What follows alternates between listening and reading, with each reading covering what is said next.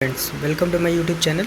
तो फ्रेंड्स, आज हम आगे के कुछ हिंदी पेडागोगी के कुछ इंपॉर्टेंट क्वेश्चंस को आज फिर डिस्कस करने वाले हैं। तो ये प्रैक्टिस सीरीज़ आगे एग्ज़ाम तक जो जो आपके इंपॉर्टेंट क्वेश्चंस हैं जो कि सीटेट में पहले से आप पूछे जा चुके हैं और जो पूछे जाने की संभावना है जिन पे, उन सभी क्वेश्चंस को हम यहाँ पर क्लोजली डिस्कस करने वाले हैं। क्लोजली देखेंगे कि किसमें कौन कौन से क्वेश्चन पूछे जा सकते हैं और एग्ज़ाम बेसिस पे आपके इम्पॉर्टेंट हैं। ठीक है, चलते हैं फिर अपने पहले क्वेश्चन पर। तो कबीर कोई स्टूडेंट है, 6 भिन्न भाषाओं में प्रवाह के साथ बोलता है। यह भाषाई योग्यता उसे बनाती है। अर्थात कबीर एक लड़का है जो 6 भिन्न भिन्न प्रकार की भाषाओं को प्रवाह के साथ बोल लेता है, उसे भाषाई योग्यता उसे बताती है। ये भाषा योग्यता उसे क्या बताती है? द्विभाषी वक्ता। द्विभाषी वक्ता का मतलब होता है जो 2 भाषा का ज्ञान रखता हो, एक भाषी जो एक भाषा का ज्ञान रखता हो, बहुभाषी जो अनेक भाषाओं का ज्ञान रखता हो, और भाषाविद बोलते हैं किसी एक भाषा में क्या होगा, स्पेशल पर्सन होगा, विशेषज्ञ जो होता है।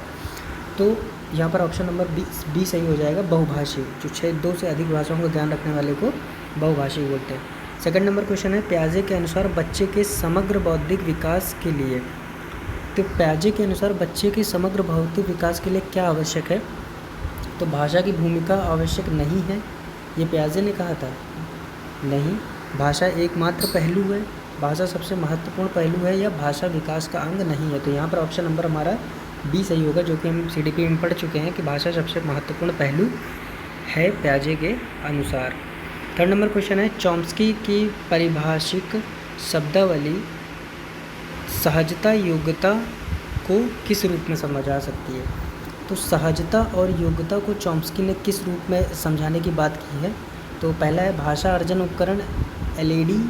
नहीं, इस LED मतलब लैंग्वेज एक्विजिशन डिवाइस, भाषा अर्जन उपकरण, वास्तविक उपागम, सक्रिय अनुकूलन, या सामाजिक अधिगम। तो इसका ऑप्शन क्या हो जाएगा हमारा? भाषा अर्जन उपकरण अर्थात LAD।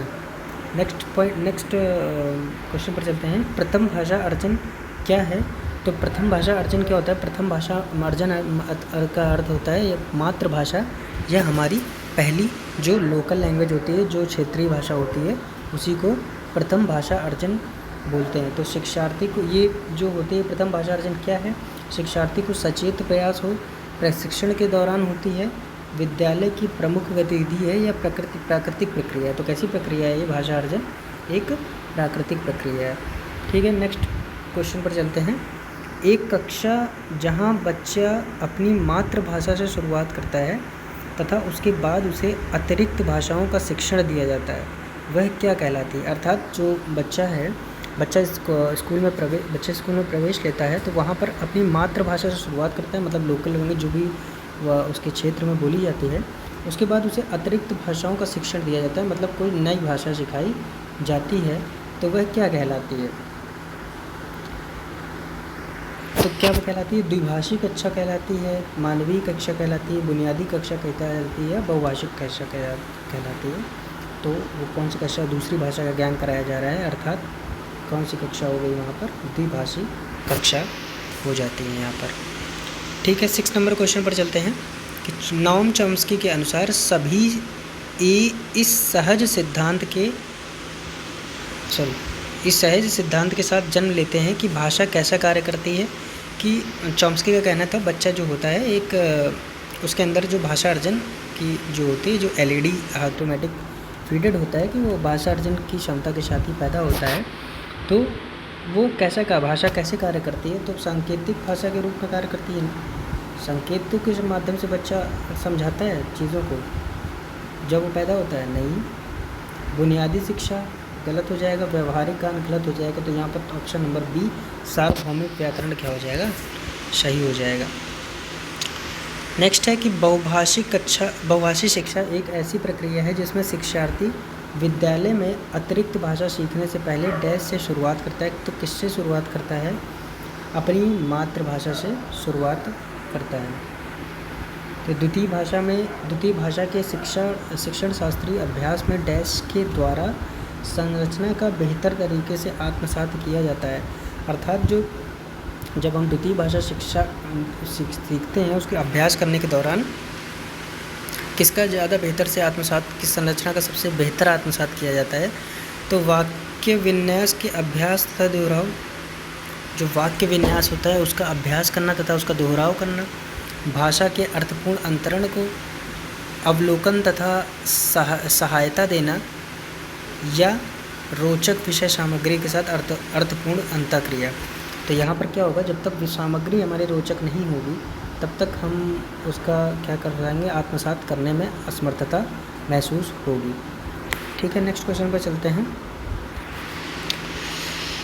निम्नलिखित में से कौन सा किसी उत्तम पाठ्यपुस्तक को मूलभूत मानदंड नहीं है, अर्थात कौन सा ऐसा पॉइंट है इसमें जो कि उत्तम पाठ्यपुस्तक को नहीं दर्शाता है?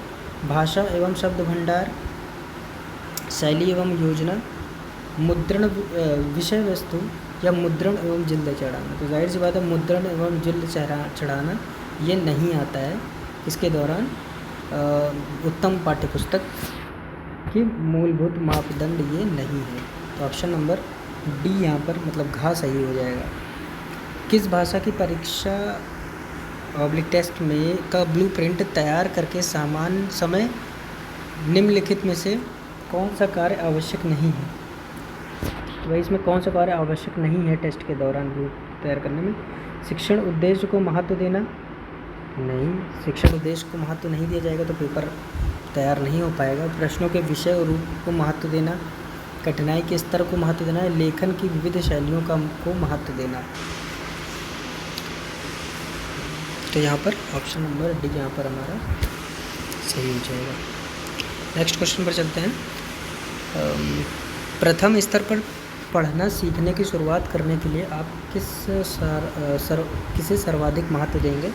प्रथम स्तर पर जो प्रथम स्तर या प्राथमिक स्तर पर बच्चों की जो पढ़ाई होती है, सीखने की शुरुआत करने के लिए आप किसको सर्वाधिक महत्व देंगे?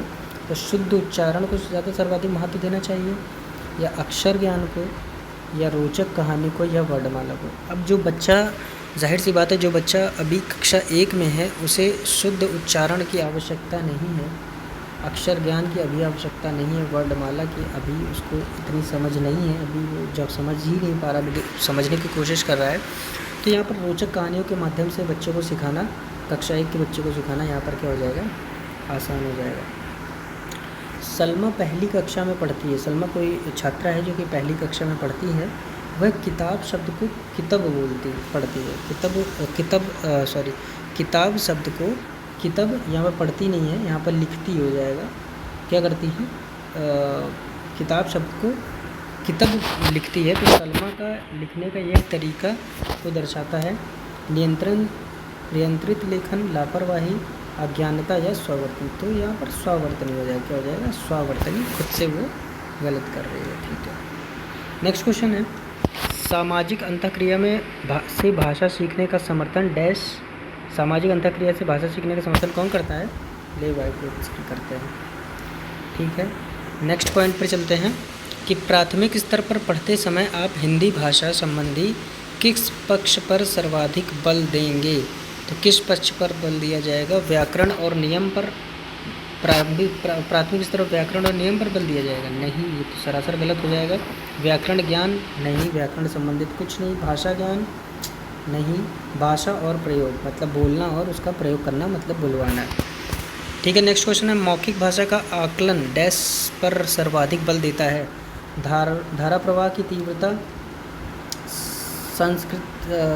संस्कृतनिष्ठ शब्दों का प्रयोग, गलत हो जाएगा। उच्चारण शुद्धता या विचारों की क्रमबद्धता? तो यहाँ पर ऑप्शन नंबर डी सही हो जाएगा, विचारों की क्रमबद्धता को।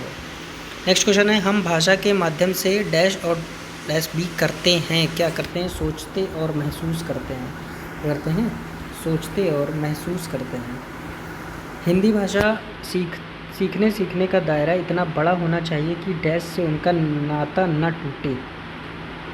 किससे उनका नाता न टूटे? अर्थात बच्चों का नाता किससे न टूटे? भाषा की परिभाषा से, व्याकरण सीखने से, व्याकरण रटने से तो बिल्कुल भी नहीं, भाषा प्रयोग से उनका नाता न टूटे। ऑप्शन नंबर डी यहाँ पर सही हो जाएगा। नेक्स्ट क्वेश्चन है, कि कक्षा 1 में लिखना डैश से प्रारंभ होता है। तो कक्षा 1 में लिखना किससे प्रारंभ होता है? वाक्य लिखने, अक्षर लिखने, शुरू से या चित्र बनाए। तो कक्षा 1 का बच्चा है वो चित्र बनाकर लिखने में यहाँ पर प्रारंभ होता है। ऑप्शन नंबर डी यहाँ पर भी सही हो जाएगा। क्वेश्चन नंबर 19 है, स्किनर के अनुसार भाषा सीखना एक अत्यंत जटिल प्रक्रिया नहीं। स्किनर ने क्या कहा था कि भाषा किससे सीखी जाती है? भाषा अनुकरण के द्वारा सीखी जाती है। किसके द्वारा सीखी जाती है? भाषा अनुकरण के द्वारा सीखी जाती है। तो क्वेश्चन नंबर बी से आंसर ऑप्शन नंबर बी सही हो जाएगा। लास्ट क्वेश्चन है आज का कि भाषा कौशल के बारे में आप किस विचार से सहमत हैं? ऑप्शन नंबर का ये एक दूसरे से प्रभावित नहीं करते हैं। भाषा कौशल एक दूसरे प्रभावित नहीं करते। भाषा कौशल और विचार गलत हो जाएगा। ये सब एक साथ नहीं सीखे जा सकते, ये भी नहीं होगा। ये एक निश्चित क्रम में सीखे जाते हैं, कोई निश्चित क्रम नहीं होता। ये एक दूसरे से अंतःक्रिया द्वारा संबंधित होते हैं। ऑप्शन नंबर डी यहाँ पर हमारा राइट हो जाएगा। ठीक है, उम्मीद करते हैं ये वाली जो प्रैक्टिस सेशन था हिंदी का वो आपको पसंद आया होगा। पसंद आया हो तो शेयर कीजिएगा ज़्यादा से ज़्यादा, और आगे भी प्रैक्टिस करते ही रहेंगे हम लोग। तो आप एनालाइज कर लीजिए इन क्वेश्चनों के माध्यम से, और अपने जो प्रैक्टिस बुक है कि जो वीडियोस में जितना बताया गया है आपको मेरे द्वारा, उसमें चीज़ों से आप सॉल्व कर पा रहे हैं या नहीं, तो कमेंट करके बताइएगा। Thank you.